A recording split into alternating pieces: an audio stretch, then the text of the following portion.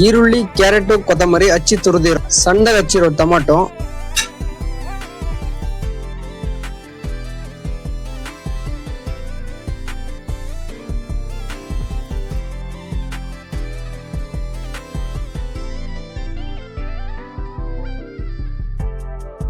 ಅದ್ರ ಮೇಲೆ nylon save. ನಮಸ್ತೆ, ಹರೇ ಕೃಷ್ಣ ಸ್ನೇಹಿತರೆ, ಪೃಥ್ವಿ ಸವಿರುಚಿಗೆ ಸ್ವಾಗತ ಸುಸ್ವಾಗತ.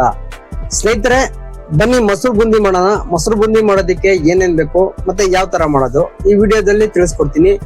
ಈ ವಿಡಿಯೋವನ್ನು ಕೊನೆವರೆಗೂ ನೋಡಿ. ಹಾಗೆ ಯಾರ್ಯಾರು ಇನ್ನೂ ಸಬ್ಸ್ಕ್ರೈಬ್ ಮಾಡದೆ ನೋಡ್ತಿದ್ದೀರೋ ದಯವಿಟ್ಟು ಸಬ್ಸ್ಕ್ರೈಬ್ ಮಾಡಿ. ಈ ವಿಡಿಯೋ ಇಷ್ಟ ಆದ್ರೆ ಮತ್ತೊಬ್ಬರಿಗೆ ಶೇರ್ ಮಾಡಿ ಮತ್ತೆ ಲೈಕ್ ಮಾಡಿ. ಬನ್ನಿ ಮೊಸರು ಬೂಂದಿ ಯಾವ ತರ ಮಾಡೋದು ನೋಡೋಣ. ಸ್ನೇಹಿತರೆ, ಈರುಳ್ಳಿ ಹಚ್ಚೋಣ.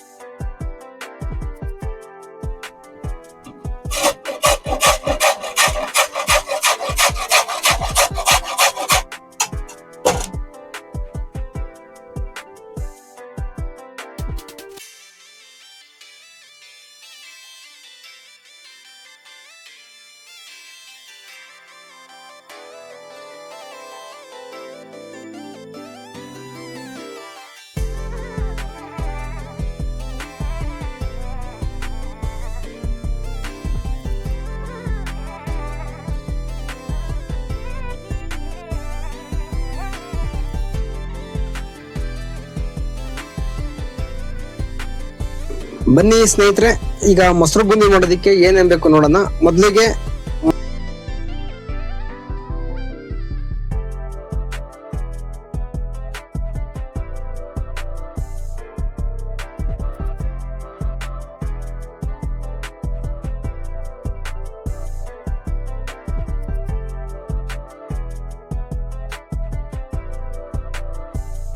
ಬನ್ನಿ ಸ್ನೇಹಿತರೆ, ಈಗ ಮೊಸರು ಬೂಂದಿ ಮಾಡೋದಕ್ಕೆ ಒಂದು ಮಸಾಲೆ ರೆಡಿ ಮಾಡಬೇಕು. ಅದು ಯಾವ ತರ ಮಾಡೋದು ನೋಡೋಣ. ಮೊದಲಿಗೆ ಈರುಳ್ಳಿ, ಕ್ಯಾರೆಟ್, ಕೊತ್ತಂಬರಿ ಹಚ್ಚಿ ತುರಿದಿರೋದು,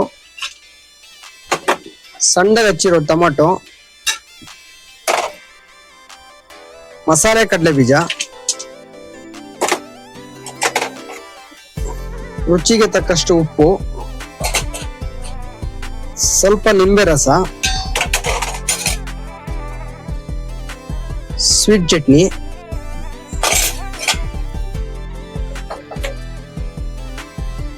ಖಾರ ಚಟ್ನಿ. ಈಗ ಇದನ್ನ ಮಿಕ್ಸ್ ಮಾಡೋಣ.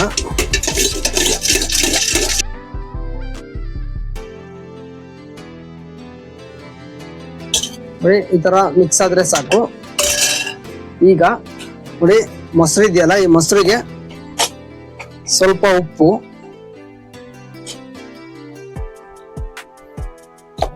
ಸ್ವಲ್ಪ ಪೆಪ್ಪರ್ ಪೌಡರ್, ಚಾಟ್ ಮಸಾಲ,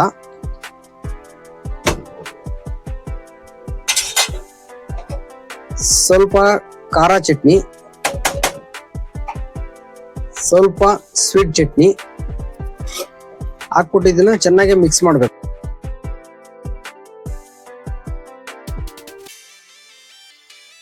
ಈ ತರ ಮಿಕ್ಸ್ ಆಗಬೇಕು.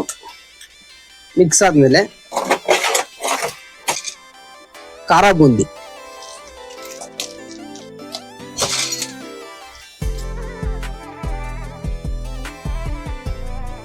ಖಾರ ಬೂಂದಿ ಹಾಕಿದ್ಮೇಲೆ ಏನ್ ನಾವು ಮಸಾಲೆ ರೆಡಿ ಮಾಡಿದ್ವೋ ಆ ಮಸಾಲೆ, ಅದ್ರ ಮೇಲೆ ಲೈಲಾನ್ ಸೇವ್, ನೋಡಿ ಸ್ನೇಹಿತರೆ, ಮೊಸರು ಬೂಂದಿ ರೆಡಿಯಾಗಿದೆ. ನೀವು ಕೂಡ ಮನೆಯಲ್ಲಿ ಒಂದ್ಸತಿ ಮಾಡಿ ಹೇಗಿತ್ತು ಅಂತ ತಿಳಿಸಿ.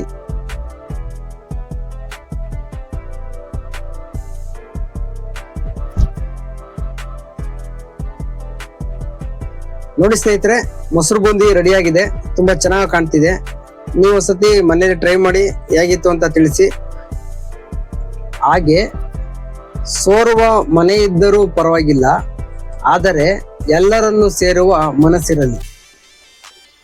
ಪರಮ ಪೂಜ್ಯ ಶ್ರೀ ಶ್ರೀ ಸಿದ್ಧಲಿಂಗ ಮಹಾಸ್ವಾಮಿಗಳು.